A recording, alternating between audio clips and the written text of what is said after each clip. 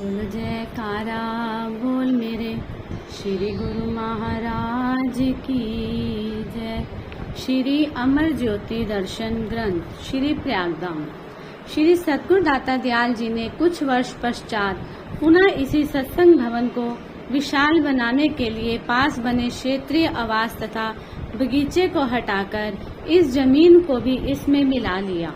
चाहे जितना भी सब स्थानों को बढ़ाया जा रहा था, कुछ समय पश्चात सब छोटे होते जा रहे थे, कारण कि परमार्थ का दिव्य सत्संग शीघ्र जनमानस को आलोकित किए जा रहा था। महाप्रभु जी की पारदर्शिता और उदारता विश्व स्तर पर अलौकिक वरदायिनी अनुकंपा का साक्षात्कार करा रही थी। जब आपकी इस पक्के भवन के रूप में परिवर्तित करने और अन्य सुख सुविधाओं से पूर्ण बनाने की मौज उठी, आपने फरमाया, हम कितना भी इस क्षेत्र को बढ़ाते चले जाएं, लेकिन समय पाकर ये अति विशाल स्थान भी कम पड़ते जाएंगे। देश विदेश व विश्व के कोने कोने में श्री परमहंस अद्वैत मत की धर्म पताका लहरा रही है। जिज्ञासु गुरुमुख आत्माएं यहाँ आकर रूहानी लाभ उठाने को आतुर है। इस दरबार की महामहिमा सर्वत्र फैल चुकी है। श्री परमहंस दयाल जी की शक्ति से भक्ति के अभिलाषी गुरुमुख प्रेमियों को रूहानी खुशी पाकर सर्दी गर्मी तुच्छ प्रतीत होगी। सेवक जन इन वचनों को श्रवण कर आनंद विभोर हो उठे। महाप्रभु जी निर्माण कार्य के साथ साथ परमार्थ के कार्य को भी आगे से आगे बढ़ा रहे थे। पर्वों पर श्री अनंतपुर में विराजमान होते और समय समय पर श्री संत नगर, विवेकधाम, अमरधाम आदि स्थानों को कृतार्थ करने के साथ विदेशों में भी कृपा फरमाते। श्री सतगुरुदेव जी महाराज ने विदेश यात्रा के मध्य कुछ परिवारों को नाम दीक्षा दी और उन्हें सेवा भक्ति के स्वरूप को देखने के लिए अनंतपुर और श्री प्रयागधाम में आने का निमंत्रण दिया। श्री प्रयागधाम में जब श्री हजूरी में इस सत्संग भवन का कार्य चल रहा था, उन्हीं दिनों टोरंटो, शिकागो, न्यूयॉर्क से कुछ भगतजन सपरिवार श्री दर्शन के लिए श्री चरणों में पहुंचे। उन्होंने यहाँ पर गुरुमुखों को सेवा करते हुए देखा और श्री प्रभु जी भी वहाँ पर विराजमान थे। महाप्रभु जी की जैसे ही उन पर दृष्टि पड़ी तो एक भगत जी को उन्हें अतिथि गृह में ले जाकर जलपान करवाने के लिए आदेश दिया। उनमें से 2 भक्तों ने विनय की कि प्रभु, हमने तो सत्संग में यही सुना है कि श्री अनंतपुर में गुरुमुखों का स्वागत सेवा की दात देकर किया जाता है। हमें भी इस सेवा में सम्मिलित होने का सौभाग्य प्रदान करें। आप उन भक्तों की मनोदशा को निहारते हुए मंद मंद मुस्कुराने लगे। वह सभी भगत भक्तानियां सेवा में सम्मिलित होकर मिक्सचर में बने हुए सीमेंट के मसाले से भरे हुए तसले मिस्त्रियों के पास पहुंचाने लगे। उनके कपड़ों पर भी वह मसाला गिरने लगा। उनके साथ आए बच्चों के दिल में भी सेवा करने की उमंग उठी और वह खाली तसले उठाकर मिक्सर मशीन के पास रखने लगे। आधे घंटे के पश्चात आपने फरमाया, चलो अब हम भी अंदर चलते हैं। आप सब बाहर से थके हुए आए हो और सेवा में गर्मी महसूस कर रहे होंगे। उन चारों बच्चों ने आकर महाप्रभु जी के श्री चरणों में मत्था टेका। आपने प्रसन्न होकर उनके सिर पर अपना कर कमल रखा। उन्होंने इंग्लिश भाषा में विनय की, स्वामी जी, इस सेवा में तो बहुत मजा आ रहा है। हमें तो मम्मी डैडी भी भूल गए हैं। आपका परम पावन आशीर्वाद पाकर हमें अपने हृदय में ये महसूस हो रहा है कि आप ही हमारे सच्चे माता पिता हो। श्री वचन हुए, वाणी में कहा है, सतगुरु की सेवा चाकरी, सुखी हूँ सुख सार, एथे मिलन वड्याइयां, दरगह मोख द्वार। सत्पुरुषों की निष्काम भावना से की गई सेवा ही सब सुखों का मूल है। सेवा करने से यहाँ भी मान मिलता है और आगे दरगाह में भी जीव उज्जवल मुख होकर जाता है। भक्तों ने हाथ जोड़कर विनय की कि प्रभु, सतगुरु ही सेवा में अनुपम खुशी भरी है और श्री दर्शन करते हुए थकावट व गर्मी कुछ भी महसूस नहीं होता। मसाले से बड़े हुए तसले तो ऐसे लग रहे थे मानो हम फूलों को उठा रहे हों। भक्ति और शक्ति आपके श्री दर्शन और सेवा में भरी हुई थी। तत्पश्चात सभी श्री प्रभु जी के पीछे पीछे बाहर की ओर चल दिए। सेवारत सभी गुरुमुख सेवकों ने आपस में महाप्रभु जी की असीम करुणा का बखान करते हुए कहा, सचमुच महापुरुषों ने हमें तुच्छ जीवों के उद्धार के लिए कठिन साधना और अथक परिश्रम करके श्री दरबार बनाया है। उनकी असीम कृपा से हमने इनके श्री चरणों में स्थायी निवास पाकर गुरुमुख सेवक का दर्जा पाया है। हमारे जीवन को इन्होंने नाम सेवा भक्ति के श्रृंगार से सजाया है।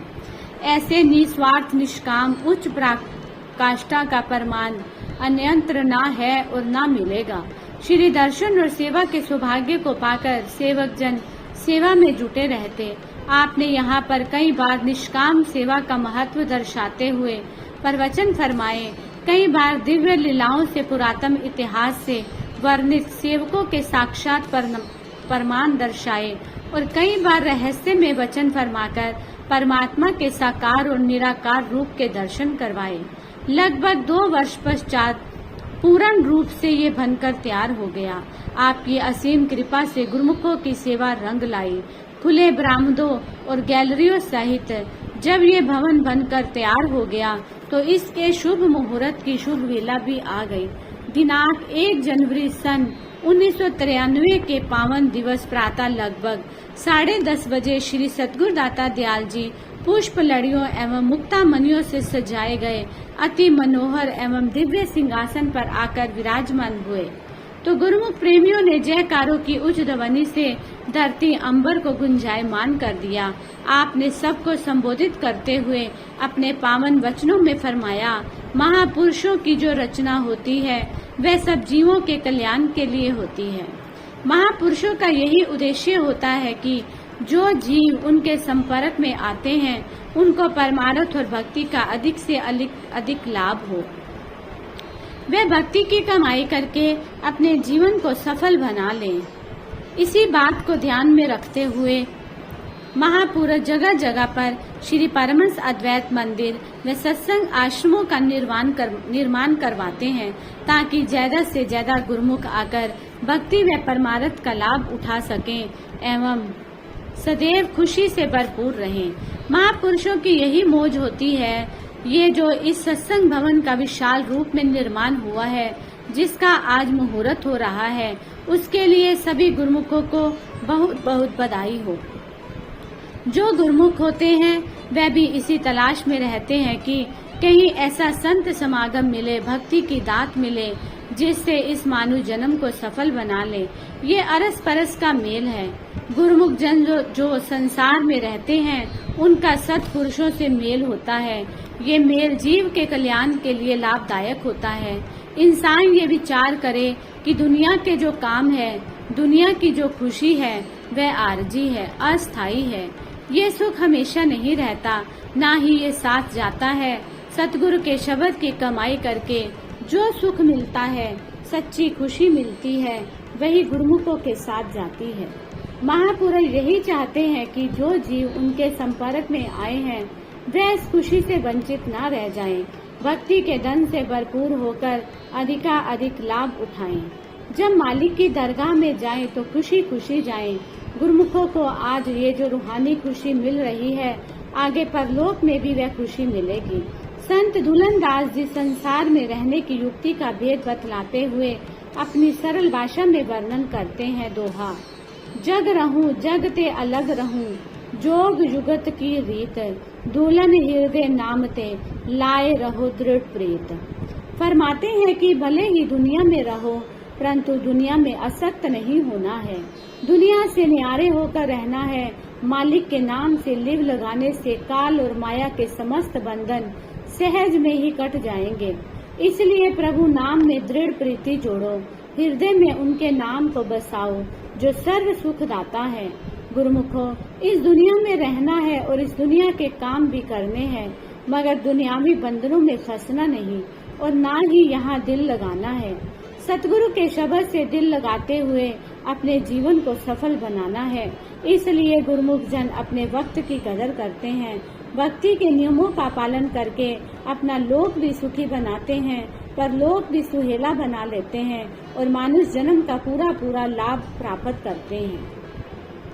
पावन श्री दर्शन और प्रवचनों की दात को पाकर प्रेमियों के हर्ष का कोई पारावार न रहा। श्री मुख से इसका शुभ नाम प्रयाग सत्संग भवन रखा। हजारों की संख्या में दर्शनार्थी प्रयाग सत्संग भवन में बैठकर श्री दर्शन एवं सत्संग का लाभ प्राप्त करते हैं। महाप्रभु जी ने श्री प्रयागधाम के आदि से लेकर वर्तमान समय तक का संक्षिप्त इतिहास चित्रित करवाकर इस हॉल की गैलरी में लगवाया, ताकि दर्शनार्थी, जिज्ञासुजन एवं गुरुमुख इन चित्रों के माध्यम से संपूर्ण जानकारी प्राप्त कर सके। इस प्रकार प्रयाग सत्संग भवन मानसिक सुख पाने का महान साधन बन गया। आगामी पीढ़ियां पुरातन साहित्य को जानकर गुरु भक्ति पथ पर अग्रसर होने की प्रेरणा से प्रेरित होकर लाभान्वित होती रहेगी। श्री प्रयाग सरोवर। श्री सतगुरु दाता दयाल जी श्री पंचम पातशाही जी महाराज महापुरुषों की प्रत्येक मौज को समय अनुसार साकार रूप देने में तत्पर रहे। श्री प्रयागधाम आश्रम परमार्थ के महान केंद्र का श्रेय लिए हुए था। यहाँ पर देश विदेश और भारत के हर कोने कोने से गुरुमुख प्रेमी श्री दर्शन एवं सत्संग का लाभ उठा रहे थे। आप भी श्री अनंतपुर में हर पर्व मनाने के पश्चात अवश्य ही यहाँ कृपा करते। यहाँ की चप्पा चप्पा जमीन श्री चरणों का स्पर्श पाकर नव रूप में निर्मित होने के लिए आतुर थी। आपने अब श्री प्रयागधाम को तीर्थ धाम बनाने के लिए श्री प्रयाग सरोवर की रचना करने को प्रमुखता प्रदान की।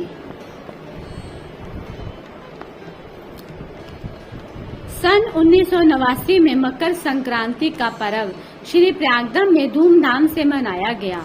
उस समय श्री सतगुरु देव जी महाराज के मुखमंडल पर मानो हर समय प्रसन्नता की तेजों में किरणें मंडराती थी।